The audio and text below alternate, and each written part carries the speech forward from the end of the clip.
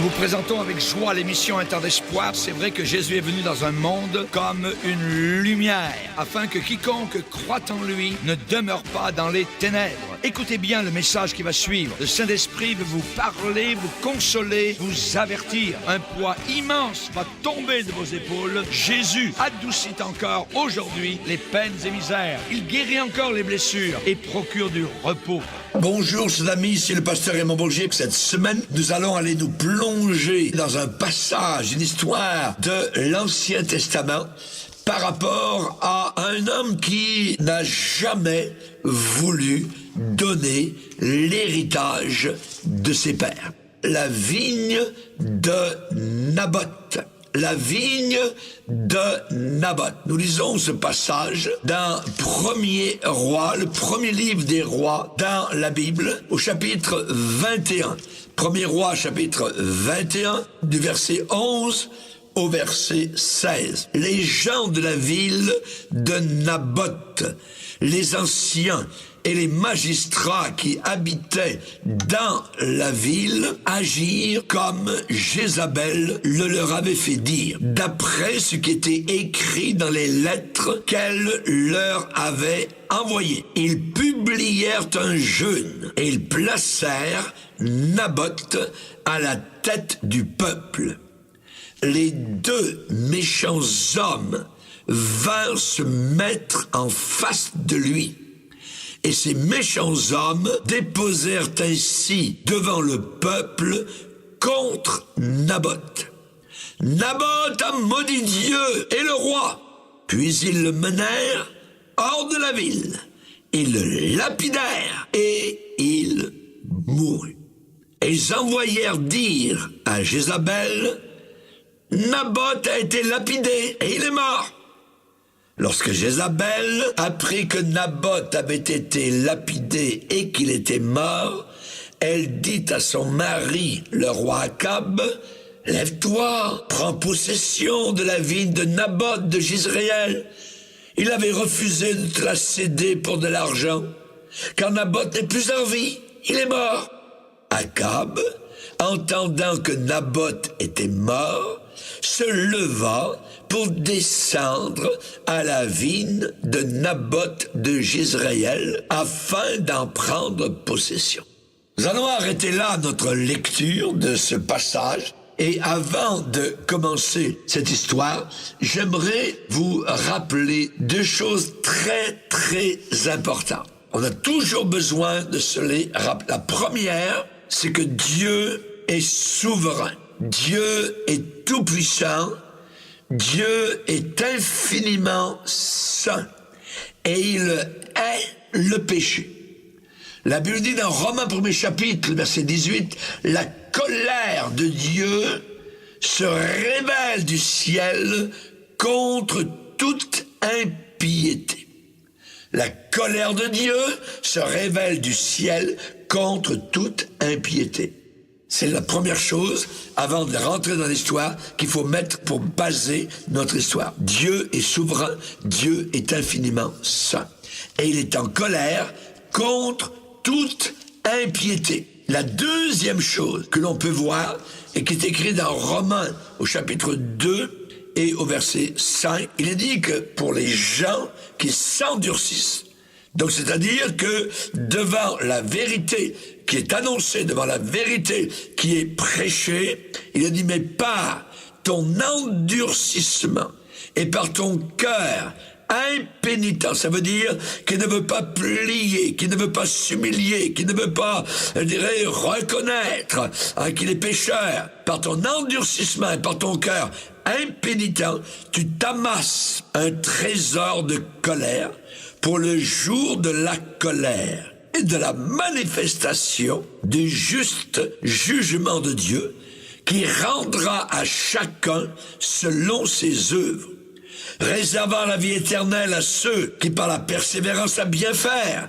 cherchent l'honneur, la gloire, l'immortalité, mais l'irritation et la colère à ceux qui par esprit de dispute sont rebelles à la vérité et obéissent à l'injustice.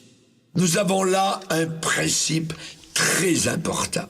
Dans ces deux passages que nous venons de lire, Dieu est souverain. Dieu est le péché. Le deuxième principe, c'est que l'homme est foncièrement mauvais, dépravé et mérite la colère de Dieu. Et nous avons ces deux choses dans le passage concernant l'histoire de la vigne de Naboth. Dans Colossiens, chapitre 3, on nous parle la raison de la colère de Dieu qui s'en vient sur les fils de l'homme. Il est dit dans Colossiens, chapitre 3, et à partir du verset 5, « Faites donc mourir les membres qui sont sur la terre. » C'est quoi les membres qui sont sur la terre? On va le lire. L'impudicité sexuelle, l'impureté, les passions, les mauvais désirs, l'amour de l'argent qui est une idolâtrie. Et ensuite il est dit, c'est à cause de ces choses que la colère de Dieu vient sur les fils de la rébellion. Ces deux choses-là, Dieu est souverain, Dieu est 3 fois saint, Dieu est le péché, et l'homme, de son côté, est foncièrement mauvais, dépravé, et mérite la colère de Dieu. Ces deux choses, nous les avons directement dans l'histoire de la vigne de Naboth. Nous avons dans cette histoire 5 personnages qui nous sont présentés dans ce récit. Le premier personnage, c'est le roi. Il s'appelle Akab et il fait une demande égoïste. Il a à côté de son palais royal une petite vigne. Mais le problème, c'est qu'elle appartient à quelqu'un d'autre. Alors elle appartient à Naboth. Et il va voir un jour Naboth, ils se rencontrent et il demande cette petite vigne qui est juste là, à côté, qui juxtapose le palais royal du roi Akab à Samarie. Il y a une rencontre et Akab parle ainsi à Naboth. Peut-être qu'Akab a regardé depuis longtemps le jour où Naboth serait dans sa vigne, en train de travailler, de cultiver sa vigne. Et voilà que, tiens, cette journée-là, oh, Naboth est dans sa vigne. Vite, Akab descend de son palais royal et il entre dans le champ de vigne qui est juste à côté de son palais. Et il demande à Naboth, « Hé, Naboth !» Naboth reconnaît évidemment le personnage, c'est le roi Akab. C'est un méchant roi qui adore les idoles, qui ne sert pas le Dieu d'Israël. Il a épousé une épouse terrible, qui s'appelle Jézabel, qui est une fille de Satan, littéralement. Et Akab dit à Naboth, « Cède-moi ta vigne pour que j'en fasse un jardin potager. » C'est-à-dire, je veux changer l'usage de ta vigne. Moi, je vais en faire un jardin potager. Pour l'instant, c'est une vigne, mais moi, j'aimerais cultiver des oignons, j'aimerais cultiver de l'ail, des salades, des poireaux, tout ça. Ouais, je vais en faire un jardin potager. Pourquoi? Parce que, eh bien, elle est tout près de ma maison. Et je te donnerai à la place une vigne meilleure. Ou, si cela te convient, je vais te la payer en valeur d'argent sonnant. Donc voilà la demande d'Akab. Akab lui dit qu'il va avoir une vigne meilleure.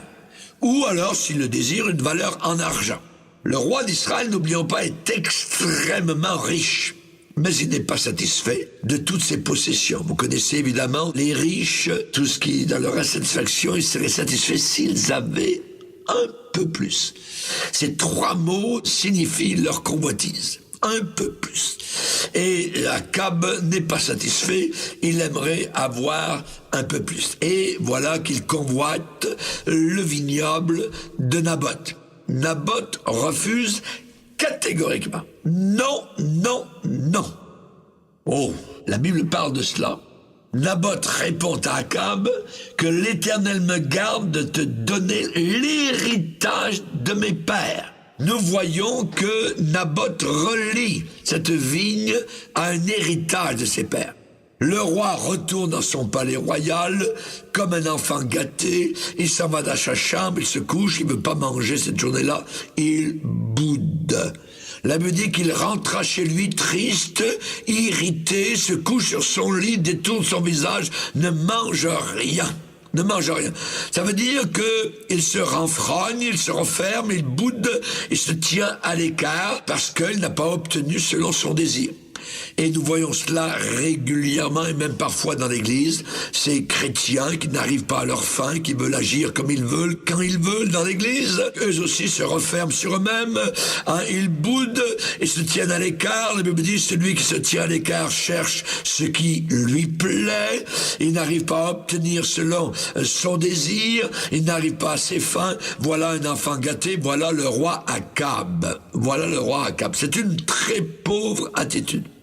Et devant le ferme refus de Naboth, eh bien, nous allons voir la suite de l'histoire demain. Que Dieu vous bénisse. Bonjour chers amis, c'est le pasteur Raymond Bourgier. J'aimerais vous annoncer que vous pouvez nous toucher maintenant sur la chaîne YouTube et vous pouvez taper sur YouTube, vous allez sur Internet et sur la chaîne YouTube, faites l'onglet de recherche et vous pouvez taper Raymond Bourgier et vous nous trouvez directement sur YouTube. Autre chose, sur Internet, vous pouvez nous écouter jour et nuit, vous tapez rbmif.org.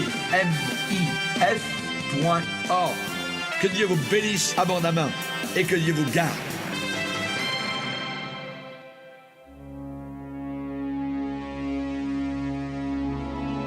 Bonjour.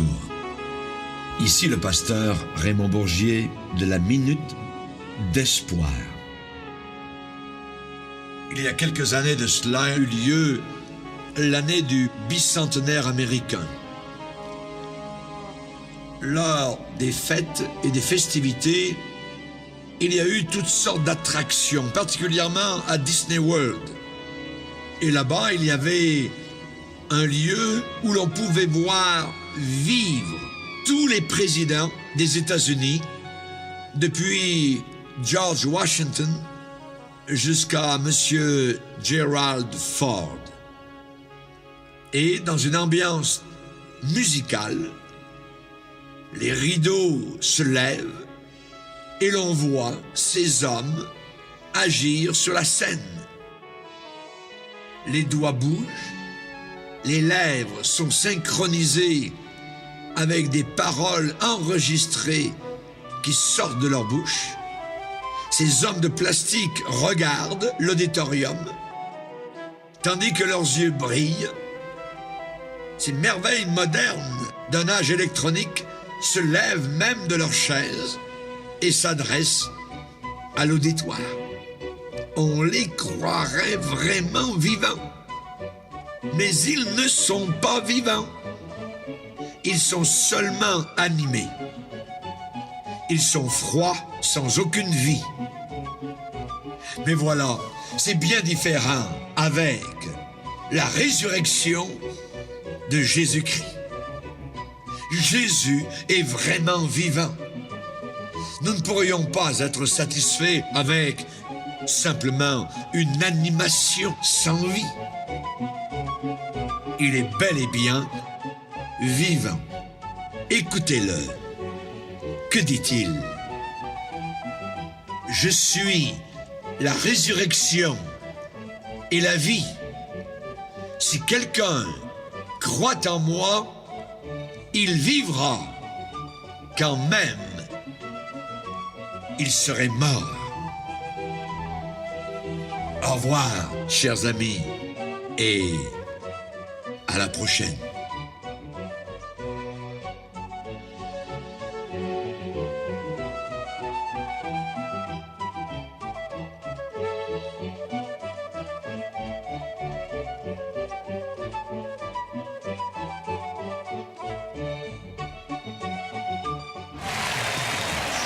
Voilà déjà la fin de notre émission Un temps d'espoir. Si vous voulez vraiment nous aider à propager le merveilleux message de Jésus, vous pouvez envoyer vos dons à Église du Sentier, BP 35, Chambly, Québec, J3L4B1. Vous êtes bienvenus à l'Église du Sentier, au 1291 avenue Bourgogne-Chambly, rive sud de Montréal, juste à l'arrière du McDonald's. Les réunions sont les mercredis et vendredis à 19h, le dimanche 10h30 et à 18h. Que Dieu vous bénisse. À la prochaine.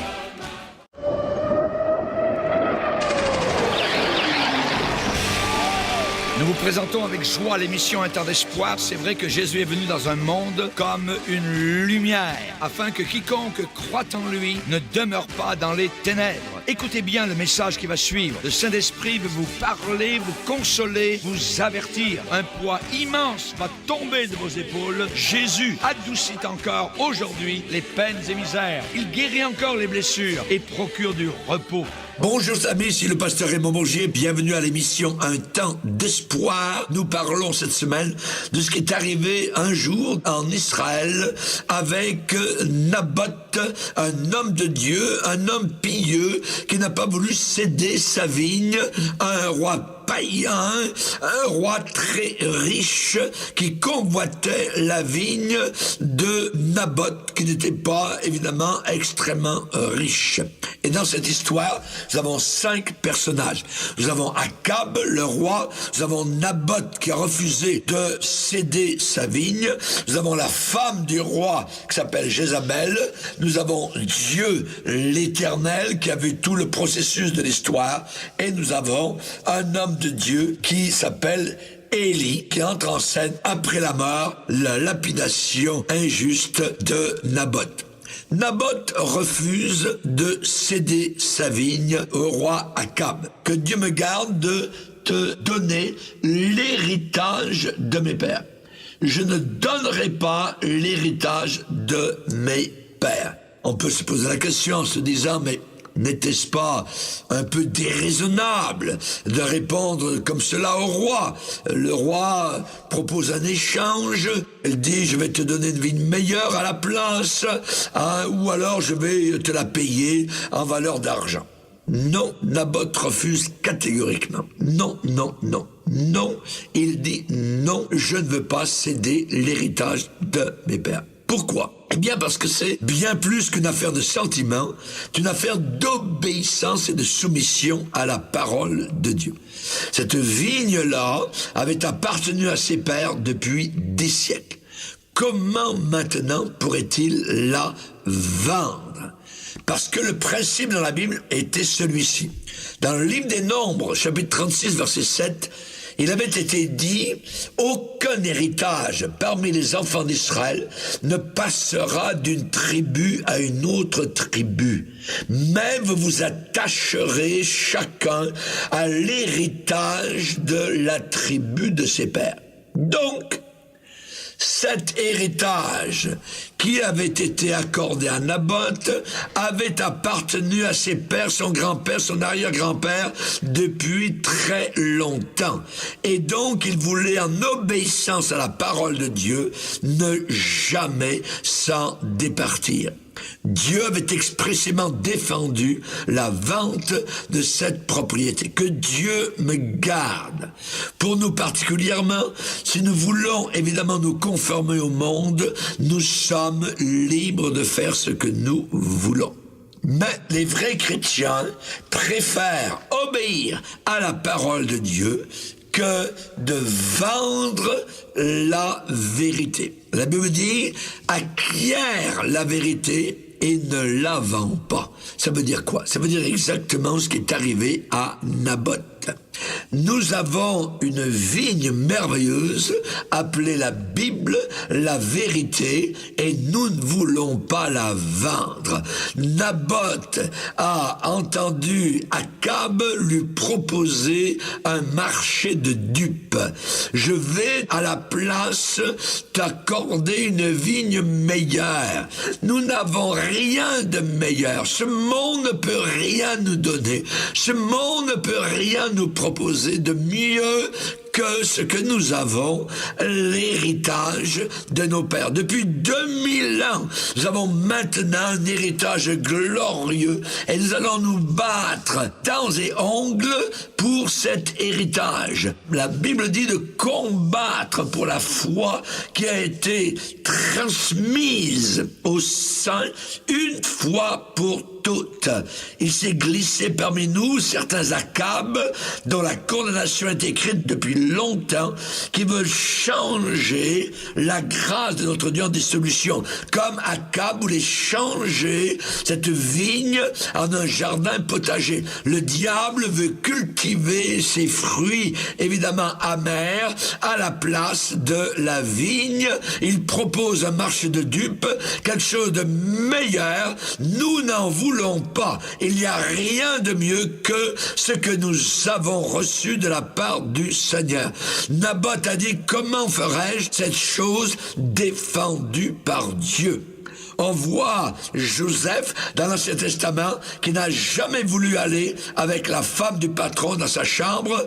Pourquoi? Parce qu'il a voulu se garder pur. Il a préféré obéir à la parole de Dieu que d'avoir pour un temps la jouissance du péché. Moïse a refusé d'être appelé fils de la fille de Pharaon parce qu'il avait les yeux fixés sur la récompense. Les 3 Hébreux à Babylone ont refusé d'adorer la statue parce que ils avaient des principes plus hauts que ceux de Babylone. Ils avaient la parole de Dieu qui interdisait de se prosterner devant des idoles. Pierre et Jean, dans le Nouveau Testament, ont refusé d'obéir à ce que des gens religieux leur demandaient, c'est-à-dire de ne plus parler de Jésus, ne plus témoigner le nom du Seigneur. Ils ont répondu, non, nous ne pouvons pas ne pas parler de ce que nous avons vu et entendu. Daniel, à Babylone, a résolu de ne pas se souiller alors qu'il est arrivé un jeune homme à Babylone, et plus tard on voit qu'il a refusé de quitter son lieu de prière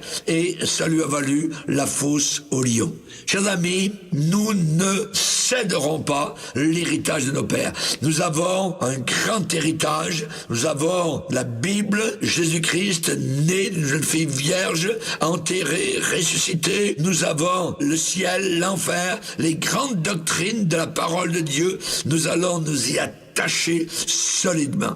Naboth a refusé de céder sa vigne pour des raisons d'ordre spirituel. Et c'est admirable. Et toi, peut-être, aujourd'hui qui m'écoutes, tu envisages une alliance avec une compagne inconvertie, tu penses te marier avec une païenne, tu l'aimes, le Seigneur l'interdit. Le Seigneur l'interdit. 2 Corinthiens chapitre 6, verset 14, « Ne vous mettez pas avec les infidèles sous un joug étranger. » T'unir avec ceux qui ne croient pas à l'autorité de la Bible, c'est interdit. Le Seigneur le défend. Quel accord y a-t-il entre le temple de Dieu et les idoles? Nous sommes le temple de Dieu. Je ne vais pas aller m'unir avec une païenne, jamais de la vie. Est-ce que je peux faire des compromis dans mes impôts? Non.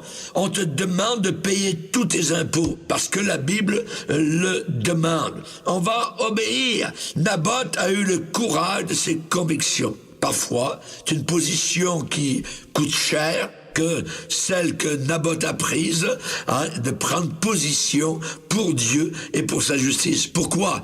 Eh bien, parce que devant ce refus, et on va le voir, Akab, le roi et la reine mère Jézabel, cette fille de Satan, ont épié le juste et ont cherché à le faire mourir, à le faire taire. Et qu'est-ce qui est arrivé? Eh bien, un sinistre complot de Jézabel. C'est une des figures, un des personnages les plus sinistres de toute la Bible. On sait que Salomon a écrit « J'ai trouvé plus amère que la mort la femme dont les mains sont des liens. » On se rappelle Michal, qui a été un trouble-fête vis-à-vis de David. Elle se moquait des choses spirituelles comme son père Saül. Et finalement, elle a été maudite. Elle n'a jamais eu d'enfant jusqu'à sa mort parce qu'elle s'est moquée littéralement de David qui honorait Dieu lorsque l'arche de Dieu entrait à Jérusalem. Non seulement Jézabel a fait le mal elle-même, mais elle a entraîné, elle a influencé son mari Akab à faire la même chose que elle. Dès qu'elle a appris le refus de Naboth de céder sa vigne à son époux, voilà que de sa bouche est sorti un poison.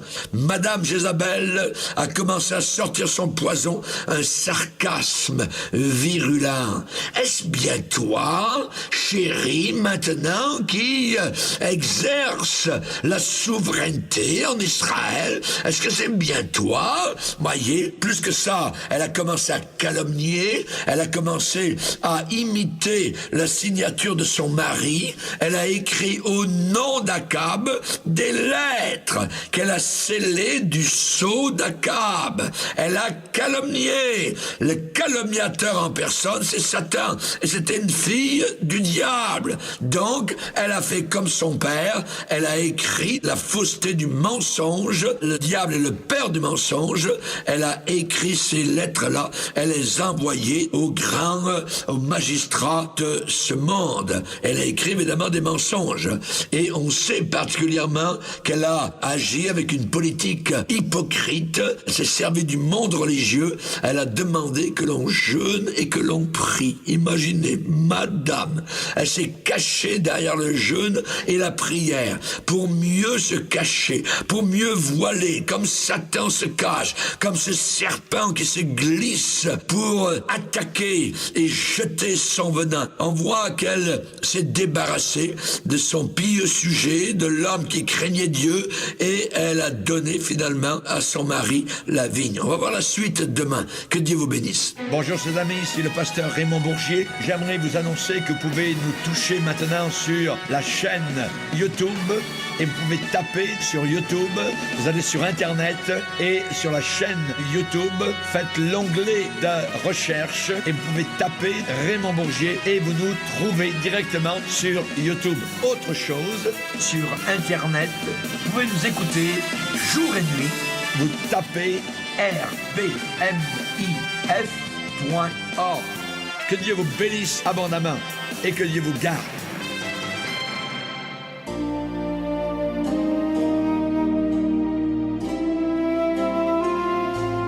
Bonjour, ici le pasteur Raymond Bourgier de la Minute d'Espoir.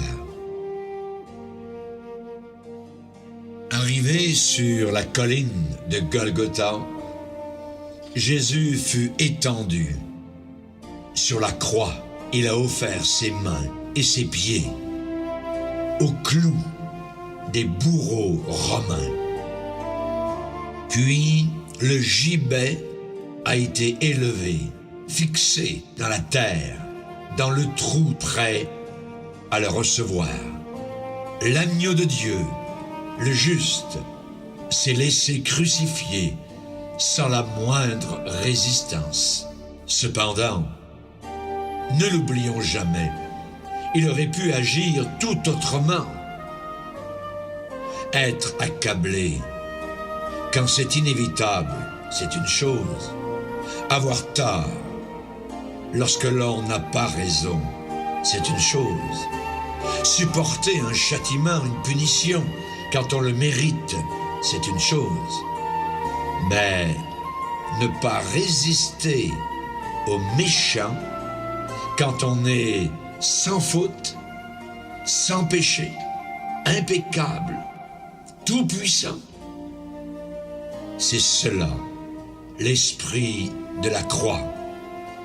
Toi qui as pris la décision de suivre Jésus, tu seras toi aussi appelé parfois à cette chose difficile de mourir à toi-même. Difficile exercice. Lorsque nous choisissons de nous laisser dépouiller, de ne pas nous battre avec les méchants, ce ne sera pas faiblesse de ta part. Ce sera la victoire de l'Esprit éternel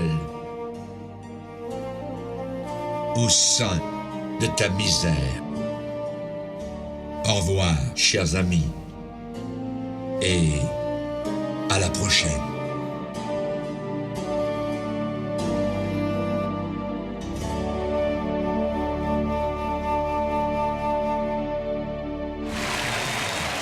Voilà déjà la fin de notre émission Interdespoir. Si vous voulez vraiment nous aider à propager le merveilleux message de Jésus, vous pouvez envoyer vos dons à Église du Sentier, BP 35, Chambly, Québec, J3L4B1. Vous êtes bienvenus à l'Église du Sentier, au 1291 avenue Bourgogne-Chambly, rive-sud de Montréal, juste à l'arrière du McDonald's. Les réunions sont les mercredis et vendredis à 19h, le dimanche 10h30 et à 18h. Que Dieu vous bénisse. À la prochaine.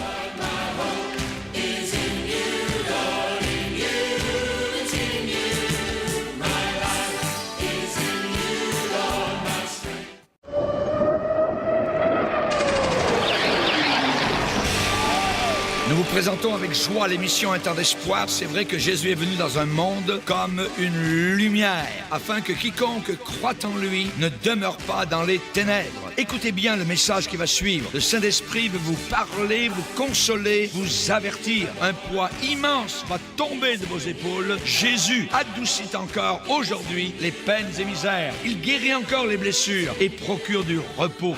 Bonjour, c'est l'ami, ici le pasteur Raymond Bourgier. Nous parlons de la vigne de Naboth. Dans cette histoire que l'on trouve dans 1 Roi, chapitre 21, nous avons deux principes de base.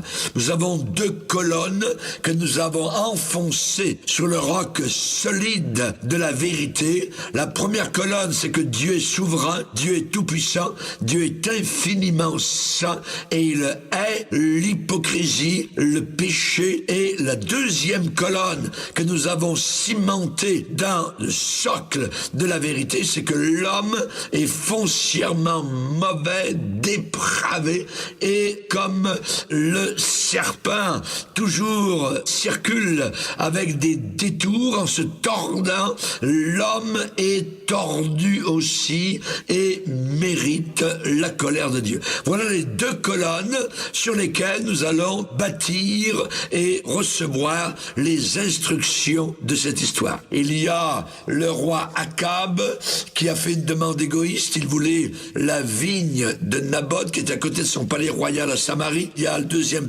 personnage qui est Naboth, qui est l'homme de Dieu, qui va être lapidé, tué, massacré, assassiné, littéralement de façon injuste, par la femme du roi qui s'appelle Jézabel, qui va faire tuer l'homme bon. Et on va voir l'intervention souveraine de Dieu, puisqu'on a vu qu'il était souverain, et on va voir en terminant la tâche solennelle que Dieu a demandé à Élie d'accomplir.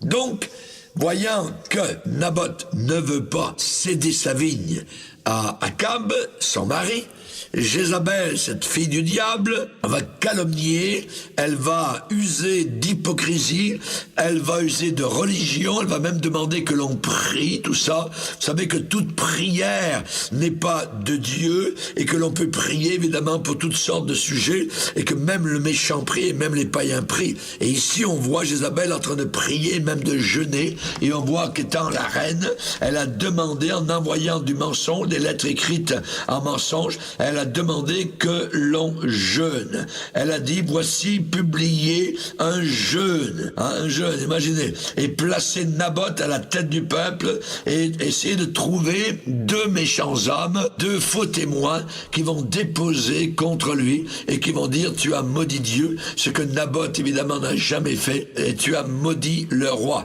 et ce que Naboth non plus n'a pas fait. Ensuite, menez-le dehors, lapidez-le et qu'il meure.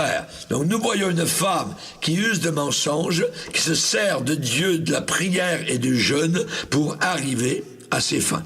En plus, elle a entraîné les autres dans le parjure, deux méchants hommes, deux faux témoins. On se rappelle, lors du procès de Jésus aussi, il y a eu des faux témoins qui ont été présentés. Jézabel a dit, mettez en face de Naboth deux méchants hommes qui déposeront contre lui. Supposément, ils l'ont trouvé coupable de dire des choses mauvaises contre le roi et contre Dieu. On voit qu'ils l'ont lapidé et Naboth est mort au milieu de son sang. Elle s'est débarrassée d'un sujet qui était pieux, elle s'est débarrassée de l'homme qui craignait Dieu et elle a finalement donné la vigne de Naboth à son mari. très vite, Akab se hâte rapidement de prendre possession de la vigne. Il est dit, quand Jézabel apprit que Naboth avait été lapidé et qu'il était mort, Akab, entendant que Naboth était mort, se leva donc de son palais royal pour descendre à la vigne de Naboth. C'était juste à côté, c'était pas très loin. Et voilà que maintenant, il en prend possession. Il se balade dans la vigne, tout ça. Il se dit, ah, c'est merveilleux. On a réussi finalement à tuer Naboth, à s'en débarrasser. Et maintenant, je vais pouvoir faire comme je le veux, comme je le pense. Donc, comment se fait-il qu'un homme bon est mort, Naboth, et une femme méchante avec son mari continue à vivre? Eh bien, ce n'est pas d'aujourd'hui, évidemment, que des choses semblables arrivent. C'est déjà arrivé dès la Genèse, où on voit un homme bon a été tué, Abel, et un homme méchant continuer à vivre. On voit Akab, ce roi méchant, obtient ce qu'il veut avec l'aide de sa femme, et voilà que le sinistre complot de son épouse réussit. Le fidèle serviteur de Dieu est humilié, il est lapidé, on lui attribue des choses qu'il n'a jamais faites, on dit à son sujet beaucoup de calomnies, il faut le noircir le plus possible jusqu'à ce que mort s'ensuit. La question qu'on va se poser, peut-on impunément pécher contre Dieu et en sortir indemne? Et en sortir sans aucune conséquence. Voyez, la Bible déclare, sachez, faut bien le savoir, que votre péché vous atteindra. On sait que personne ne gagnera dans le jeu du péché. La question est posée un jour dans la Bible, un homme trompe-t-il Dieu? Est-ce qu'un homme, un petit homme, sur la terre, sauterelle, peut tromper Dieu? On se rappelle de Belshazzar, cet homme qui avait ri de Dieu à Babylone, et soudain, pendant un festin injurieux, une extrémité de main est apparue. Belshazzar, qui pensait vivre des années, des décennies, eh bien ne savait pas qu'il était à quelques minutes de sa mort. L'homme riche, qui avait vécu dans les richesses, dans l'insouciance sur la terre, s'est retrouvé en enfer. Le roi Saül, qui, fois après fois, avait déclaré à David « J'ai agi en insensé », s'est retrouvé suicidé et en enfer. Judas, pendu au bout de sa corde, qui a joué le jeu avec Jésus en le trahissant, s'est retrouvé lui aussi en enfer. Maintenant, ce couple, Akab et Jézabel, allait-il pouvoir s'en sortir comme cela? Il semblait qu'ils étaient passés au travers des mailles du filet et que rien ne leur arrivait. Que voyons-nous maintenant? Nous voyons Akab se frotter les mains et marcher au travers des plants de vigne de Naboth, dans sa vigne. Et sa femme le rejoint, les bras en l'air, le sourire, la joie au cœur, disant « Chérie, voilà, tu l'as maintenant, la vigne de Naboth. Ne t'avais-je pas dit qu'un jour tu l'aurais ?» Ouais. Chers amis, si nous regardons le texte de la Bible, il est dit au verset 17, « Alors, la parole de l'Éternel fut adressée à Élie le Tishbite en ces mots, « Lève-toi, descends au-devant d'Akab, roi d'Israël, à Samarie. Le voilà, il est actuellement dans la vigne de Naboth, où il est descendu pour en prendre possession. Voilà ce que tu vas lui dire. Ainsi parle l'Éternel. N'es-tu pas un assassin et un voleur? Et tu lui diras, ainsi parle l'Éternel. Au lieu même, au même endroit où les chiens ont léché le sang de Naboth, les chiens lécheront aussi ton propre sang. Alors, j'aime les Allah dans la Bible, quand il semble que le méchant réussit, quand il semble que la calomnie est crue, quand il semble que les faux témoins disent vrai, quand il semble que la moquerie virulente, ce poison diabolique fait son œuvre de mort, lorsqu'il semble que Satan entraîne d'autres personnes dans ce complot et que le côté obscur a la réussite, alors A-L-O-R-S. Alors, à ce moment-là, Dieu qui a tout vu, Dieu qui sait tout, Dieu qui peut tout, Dieu qui a tout observé, entre en scène. À ce moment-là arrive l'intervention souveraine de Dieu, que nous allons voir demain. Que Dieu vous bénisse. Bonjour chers amis, ici le pasteur Raymond Bourgier. J'aimerais vous annoncer que vous pouvez nous toucher maintenant sur la chaîne YouTube et vous pouvez taper sur YouTube, vous allez sur Internet et sur la chaîne YouTube, faites l'onglet de recherche et vous pouvez taper Raymond Bourgier et vous nous trouvez directement sur YouTube. Autre chose, sur Internet, vous pouvez nous écouter jour et nuit, vous tapez rbmif.org. Que Dieu vous bénisse abondamment et que Dieu vous garde.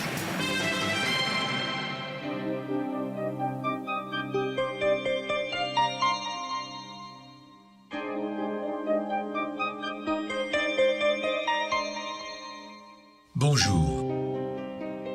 Ici le pasteur Raymond Bourgier de la Minute d'Espoir. Voici ce que je veux repasser dans mon cœur. Ce qui me donnera de l'espoir, c'est que les bontés de Dieu ne sont pas épuisées.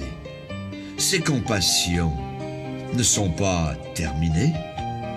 Elles se renouvellent chaque matin. Oui, sa fidélité est très grande. C'est pourquoi je veux espérer en lui. La sagesse découlant de l'expérience de la vie a créé cette maxime très bien connue. C'est dans l'épreuve que l'on découvre ses véritables amis. Vous avez tous dû faire la preuve heureuse ou malheureuse de cela.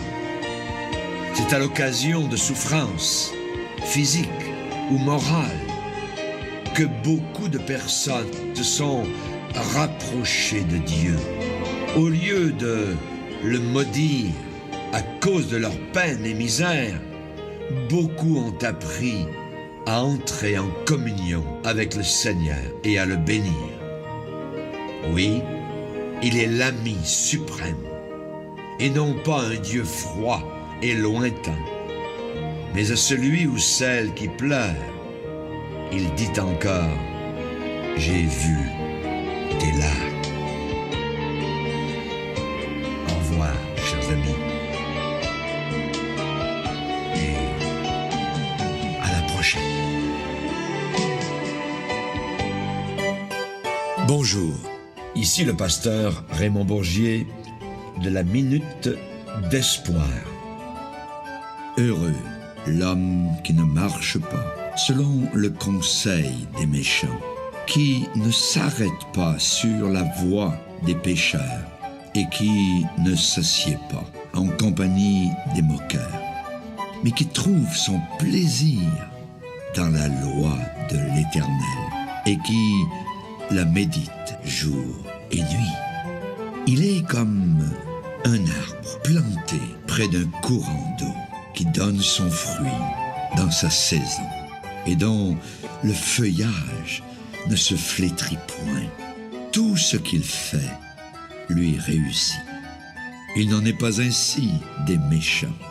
Ils sont comme la paille que le vent dissipe C'est pourquoi les méchants ne résistent pas au jour du jugement, ni les pécheurs dans l'assemblée des justes, car l'Éternel connaît la voie des justes et la voie des pécheurs mène à la ruine. Bon courage, chers amis, et à la prochaine.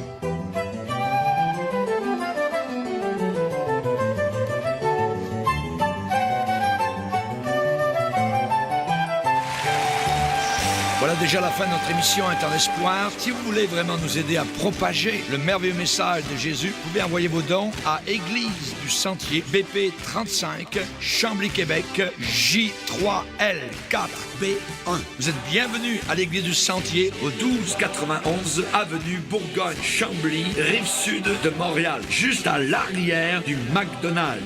Les réunions sont les mercredis et vendredis à 19h, le dimanche.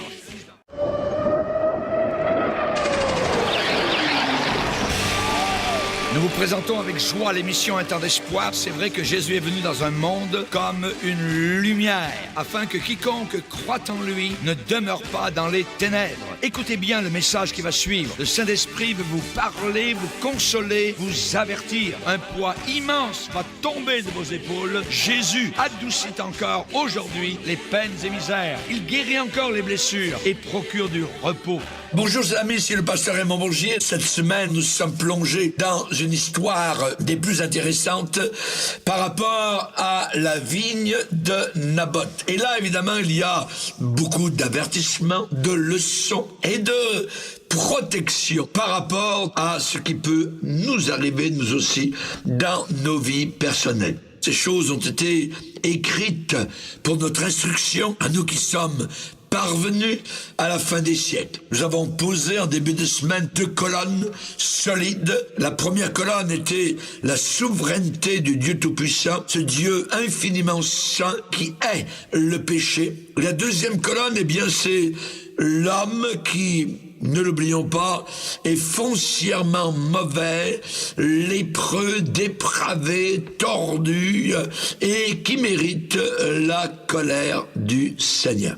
Nous avons tout d'abord la demande égoïste d'Akab, le roi Akab à Samarie. Nous avons le ferme refus de Naboth qui a refusé d'abandonner sa vigne, même avec un prix d'argent ou une chose meilleure. Il n'y a pas de meilleure chose que la vie chrétienne. Troisièmement, il y a un autre personnage qui entre en scène, c'est la reine Jézabel, qui complote évidemment dans le dos de Naboth.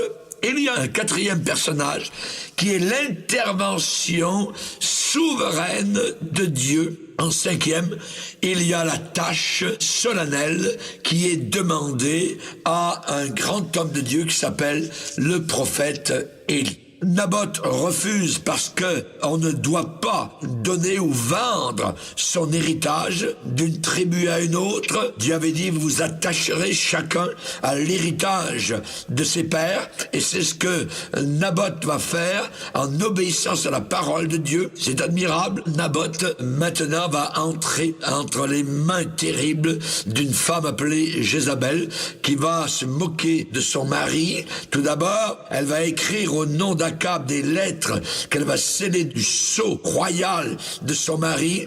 Elle va utiliser une politique d'hypocrisie, elle va jouer dans les cordes de la religion, elle va parler de prière, elle va parler de jeûne, alors qu'elle cache évidemment son problème très grave, et qui est un problème de convoitise, un problème d'avoir le bien d'autrui, le bien de Naboth.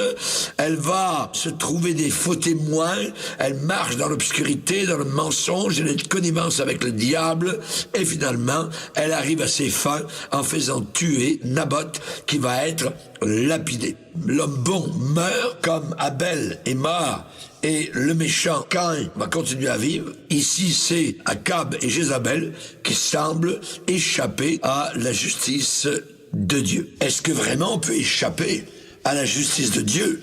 Est-ce qu'on peut impunément pécher contre Dieu et s'en sortir indemne? La Bible dit, sachez que votre péché vous atteindra. Est-ce que le péché de Belshazzar à Babylone l'a atteint? Certainement.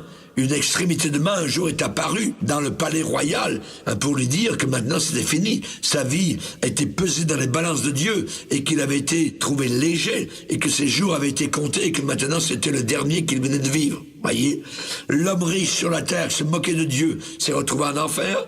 Le roi Saül, qui souvent agissait en insensé en voulant tuer un homme bon, David, s'est suicidé sur le champ de bataille. Judas s'est retrouvé au bout d'une corde, son âme en enfer. Donc il y a une justice. Il y a une justice. Et là, c'est l'intervention du quatrième personnage. Nous avons vu le premier Akab, nous avons vu Naboth, nous avons vu Jézabel, et maintenant il y a intervention souveraine, je dis bien souveraine de Dieu. Pourquoi?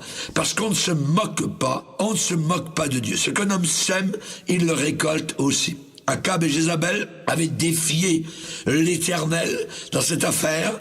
Akab et Jézabel avaient touché à la prunelle de son œil. Akab et Jézabel s'en étaient tirés à bon compte.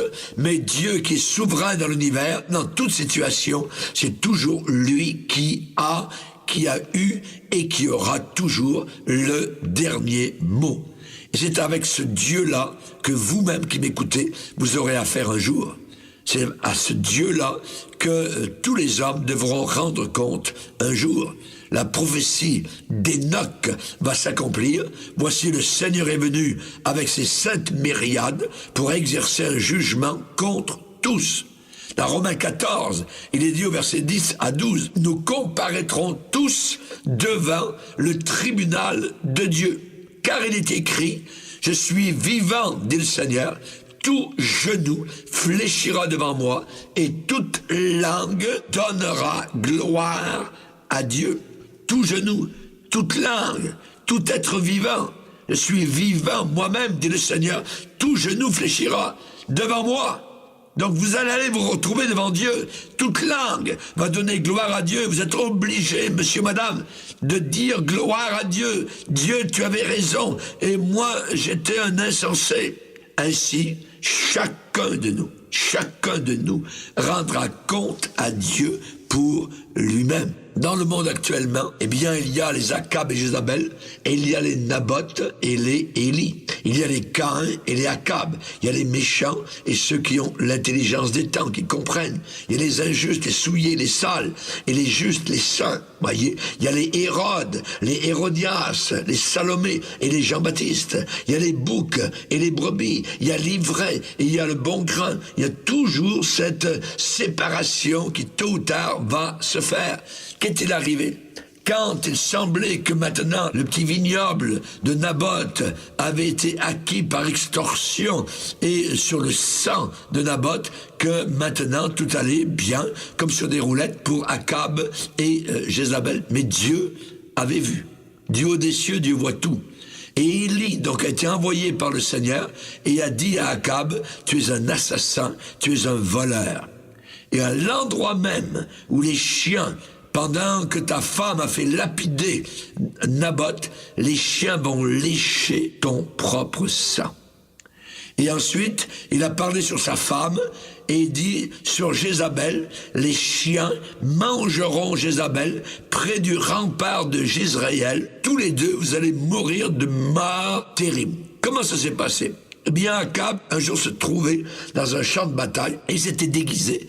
Parce que dans le champ de bataille, quand vous voyez le roi avec ses habits royaux, généralement les archers, bien, s'acharnent autour du roi. Et ainsi, donc, quand on a eu celui qui est en premier, à ce moment-là, évidemment, c'est la défaite. Tout le monde s'en va, tout le monde est vaincu, tout le monde est défait. Donc, Akab, évidemment, qui avait entendu que les chiens, peut-être, lécheraient son sang dans une bataille, s'est déguisé en simple soldat. Dans la bataille, une flèche a été tirée et est venue se loger dans son corps.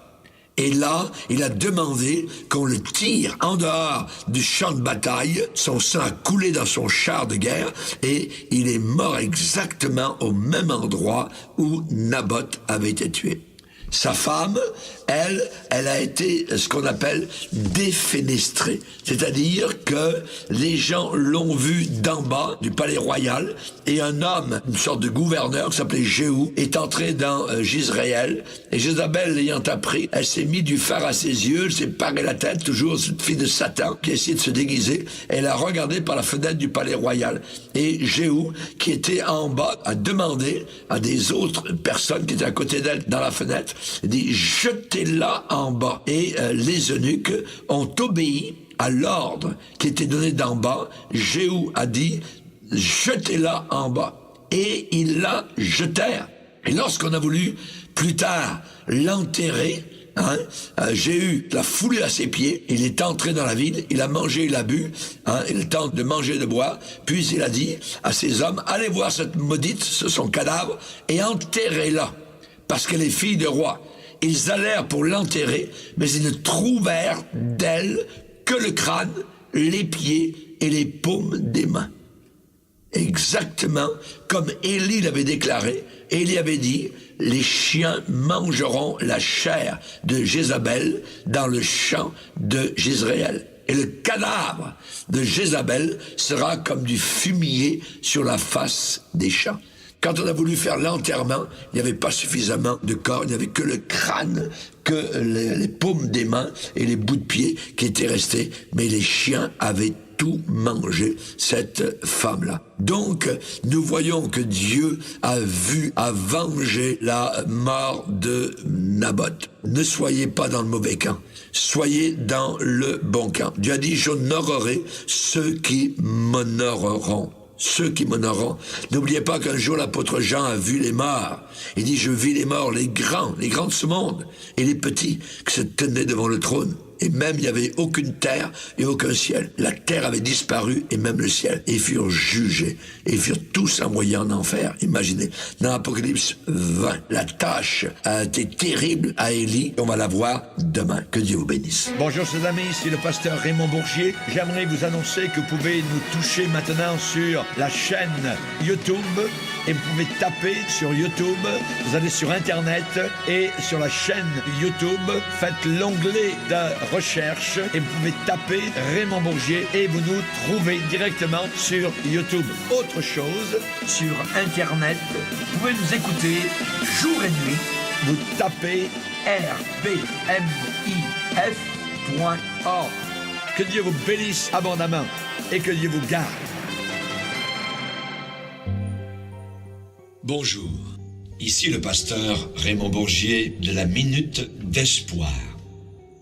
Il y a quelques années, la Galerie d'art de Vancouver exposa certaines pièces des anciens trésors de l'Égypte trouvés dans la tombe du roi Toutankhamon, qui régnait en Égypte il y a de cela plus de 3000 ans.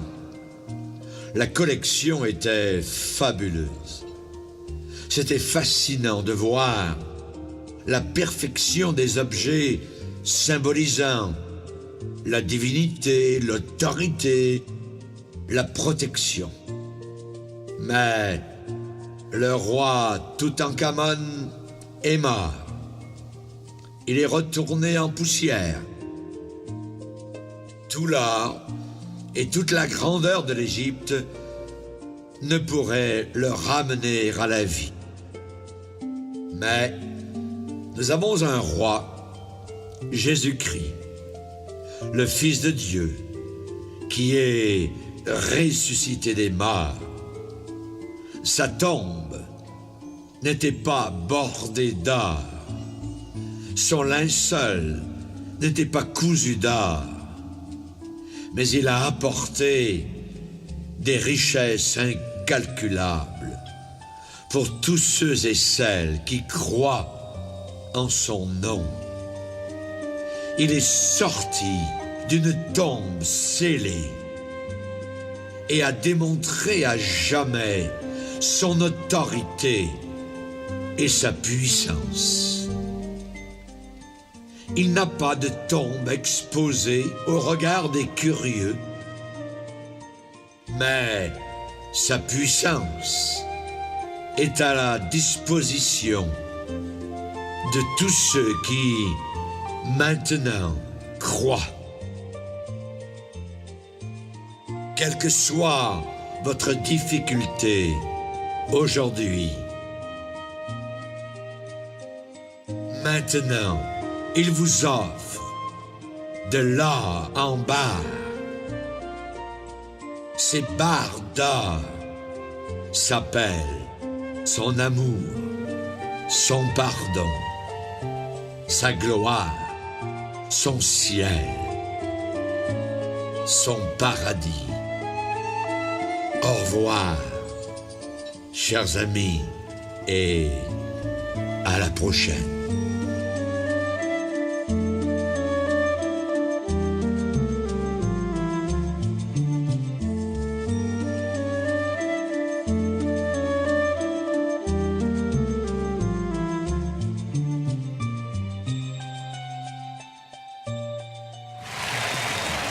Voilà déjà la fin de notre émission Un temps d'espoir. Si vous voulez vraiment nous aider à propager le merveilleux message de Jésus, vous pouvez envoyer vos dons à Église du Sentier, BP 35, Chambly, Québec, J3L4B1. Vous êtes bienvenus à l'Église du Sentier, au 1291 avenue Bourgogne-Chambly, rive sud de Montréal, juste à l'arrière du McDonald's. Les réunions sont les mercredis et vendredis à 19h. Le dimanche.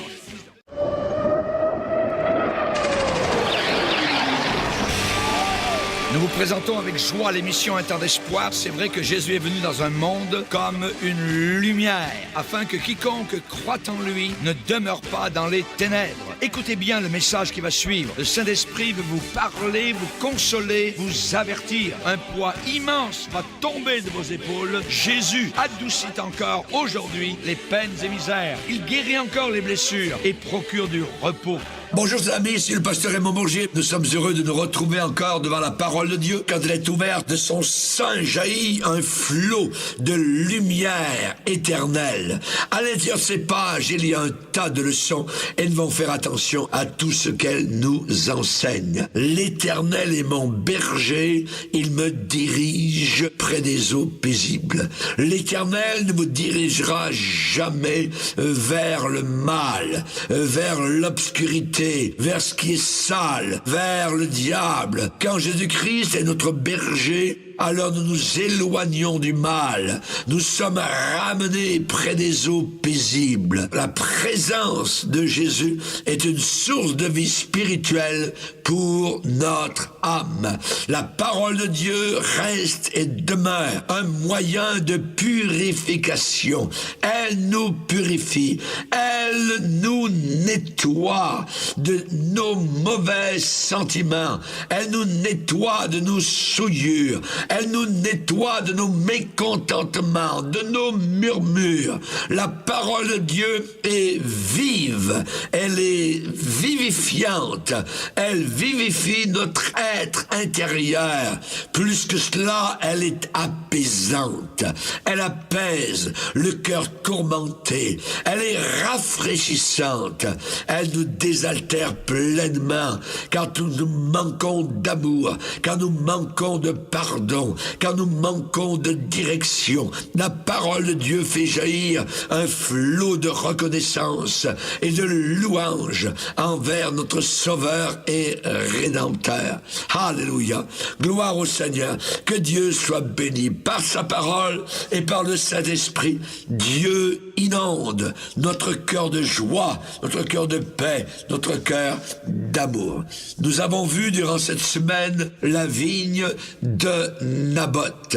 Et dès le début, nous avons établi deux choses très importantes, deux leçons à toujours nous rappeler, c'est que Dieu est souverain, qu'il est tout-puissant, il est infiniment saint, 3 fois saint, il hait le péché. La Bible nous dit que la colère de Dieu se révèle du ciel contre toute impiété, et nous savons deuxièmement que l'homme est foncièrement mauvais, méchant, dépravé, et il mérite la colère. L'homme est tordu. Et ces deux choses, Dieu souverain et l'homme foncièrement mauvais, nous avons ces deux choses dans l'histoire de la vigne de Naboth.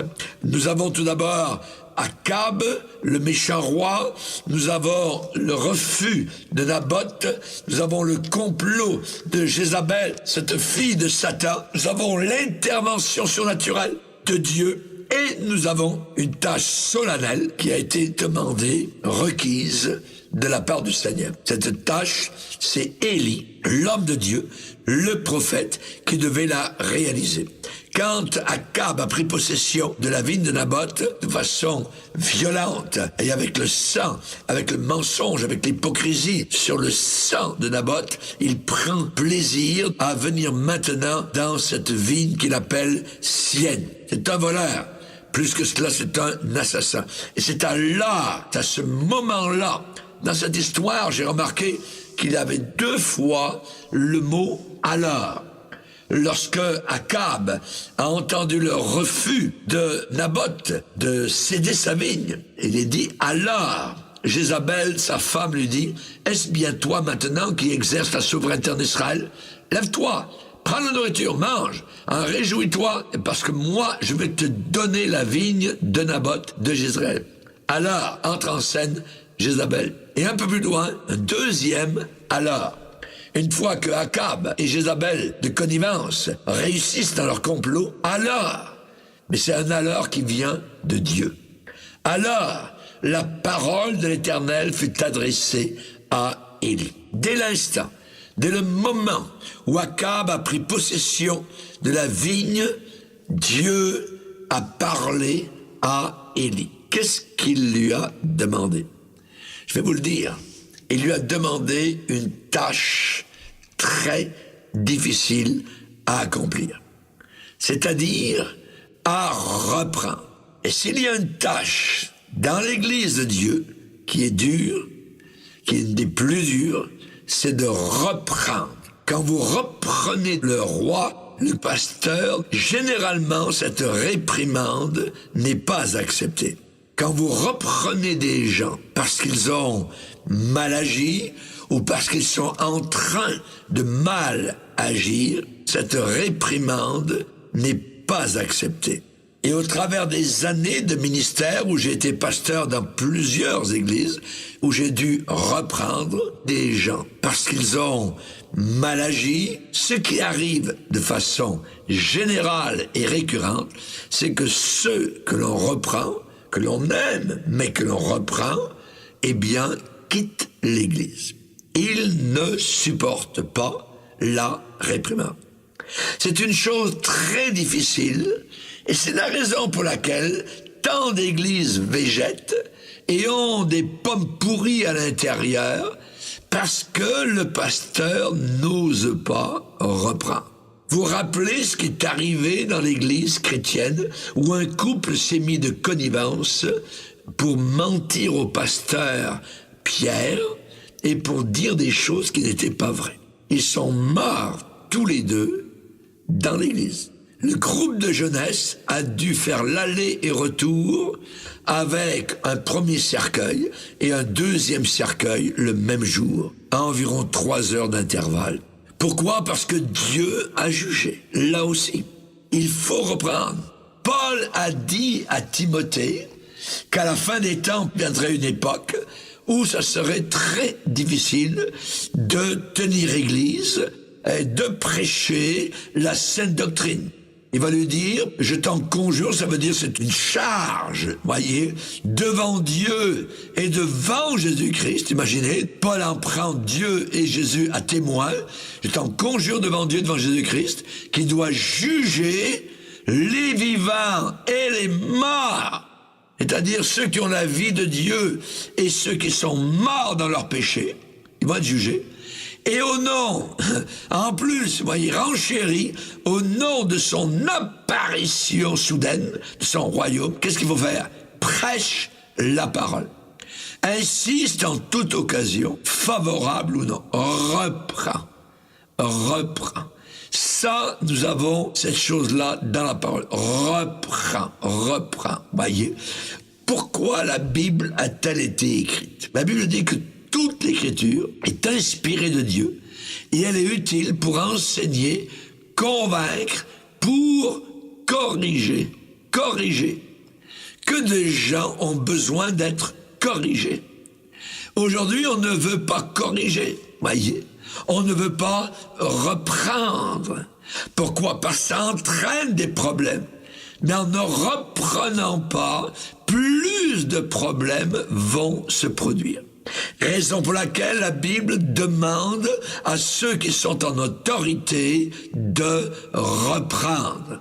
De reprendre dans des cas où il faut reprendre. Et il le dit, il viendra un temps où les hommes ne supporteront pas la saine doctrine.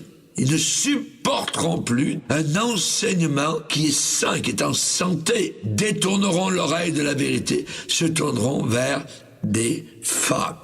Élie doit reprendre le roi et la reine mère. Imaginez. Annoncer quoi? Annoncer à Akab sa propre perdition, sa propre mort, et en plus celle de ses descendants. Et à annoncer le sort qui va être réservé à sa femme Jézabel. Les deux vont mourir au milieu de leur sang. Et là, nous voyons évidemment que l'on ne peut pas se soustraire. Nous devons avoir toujours la crainte de Dieu. Oui, Dieu est miséricordieux. Oui, Dieu est plein d'amour.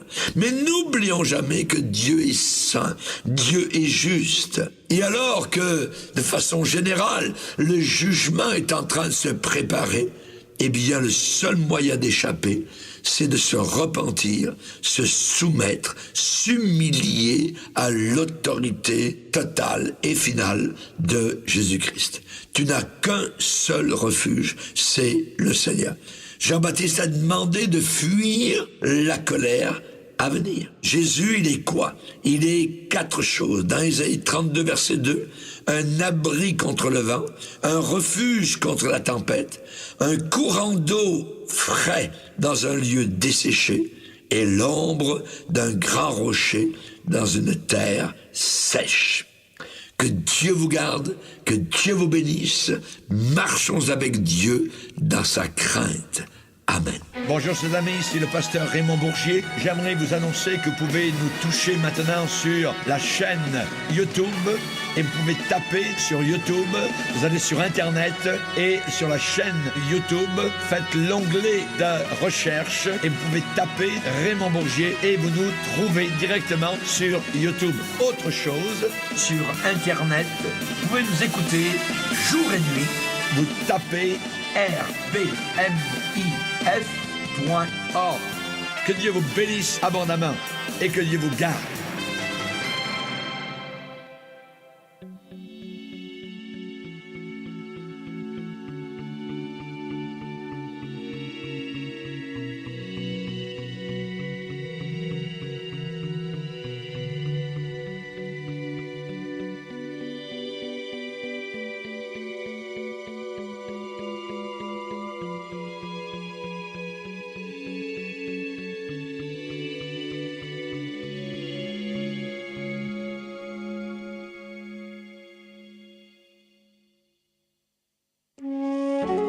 Bonjour, ici le pasteur Raymond Bourgier de la Minute d'Espoir. Une dame hospitalisée avait donné en cadeau à une de ses amies un chapeau qu'elle avait tissé elle-même avec des fibres très délicates. Arrivée chez elle après sa visite, l'amie défit le paquet et une boule de coton tomba du chapeau. Elle jeta la boule à la poubelle et plus tard, lorsque cette amie retourna visiter la dame à l'hôpital, elle la remercia pour un aussi joli cadeau. Quel beau chapeau lui avait été donné. Mais la dame hospitalisée était un peu intriguée. Et elle demanda, « As-tu trouvé les perles ?» Il y avait 3 perles minuscules que j'ai mises dans une boule de coton pour toi. Il est facile de perdre un cadeau fait avec amour quand il n'est pas bien enveloppé. Ne manquons-nous pas, nous aussi, de reconnaître parfois la beauté intérieure de quelqu'un à cause de l'extérieur qui peut-être n'a pas d'attrait. Rappelez-vous, Dieu ne considère pas ce que l'homme considère. L'homme regarde à ce qui frappe les yeux. Mais Dieu regarde au cœur.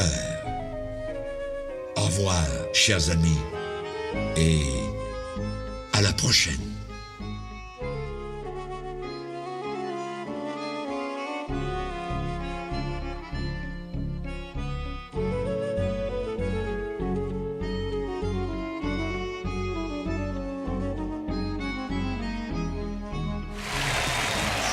Voilà déjà la fin de notre émission Un temps d'espoir. Si vous voulez vraiment nous aider à propager le merveilleux message de Jésus, vous pouvez envoyer vos dons à Église du Sentier, BP 35, Chambly, Québec, J3L4B1. Vous êtes bienvenus à l'Église du Sentier, au 1291 avenue Bourgogne-Chambly, rive sud de Montréal, juste à l'arrière du McDonald's. Les réunions sont les mercredis et vendredis à 19h, le dimanche